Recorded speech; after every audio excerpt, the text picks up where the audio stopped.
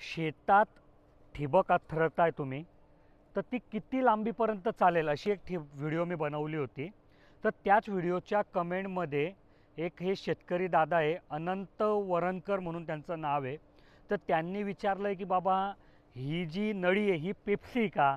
आता बघा, हा कॉमन प्रश्न आहे. भरपूर शेतकऱ्यांना वाटतं की बाबा कुठली नळी पेप्सी म्हणावी, कुठल्या नळीला ठिबक सिंचन म्हणावं.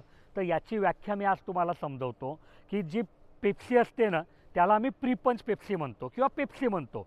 तर तिच्यामध्ये ड्रिपर नसतं आणि ड्रिपर नसल्यामुळे त्याला काय आहे की कुठेतरी फक्त छिद्र पाडलेलं असतं आणि त्याच्यातनं चिडकांडी बाहेर येते आणि पाईपलाईनच्या जवळचा जो एरिया आहे ना, तिथे जास्ती प्रेशर भेटतं, म्हणून तिथे जास्ती पाणी येतं. शेवटी जसं प्रेशर कमी होतं तिथे पाणी कमी पडतं. पण जी ठिबक सिंचन आहे तिच्यामध्ये प्रॉपर ड्रिपर असलं पाहिजे आणि हे ड्रिपरची कॅपॅसिटी ठरलेली पाहिजे की बाबा हे तासाला 2 लिटर पाणी पाडेल का तासाला 4 लिटर पाणी पाडेल आणि त्याने प्रत्येक झाडाला सारखं पाणी पाडलं पाहिजे. आणि ऑफकोर्स त्यालाही ते प्रेशरचं गणित असतं, पण नुसत्या पाईपलाईनच्या म्हणजे त्या पेप्सीच्या प्रेशरपेक्षा ह्या ड्रिपरला प्रेशर मेंटेन करणं सोपं जातं आणि हा पाईपाजवळ पण सारखं पाणी टाकतो आणि शेवटी पण सारखं पाणी टाकतो.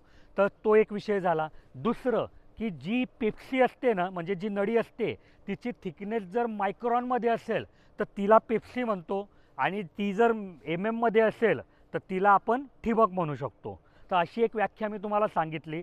याच्या व्यतिरिक्त तुम्हाला काय वाटतं पेप्सी ठिबकबद्दल मला कमेंटमध्ये सांगा.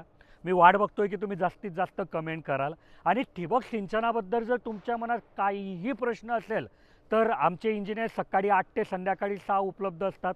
त्यांचा नंबर दिला आहे. आणि हो, व्हिडिओला लाईक करून किंवा ही व्हिडिओ सोबतच्या शेतकऱ्यांना शेअर केल्याशिवाय जाऊ नका. धन्यवाद.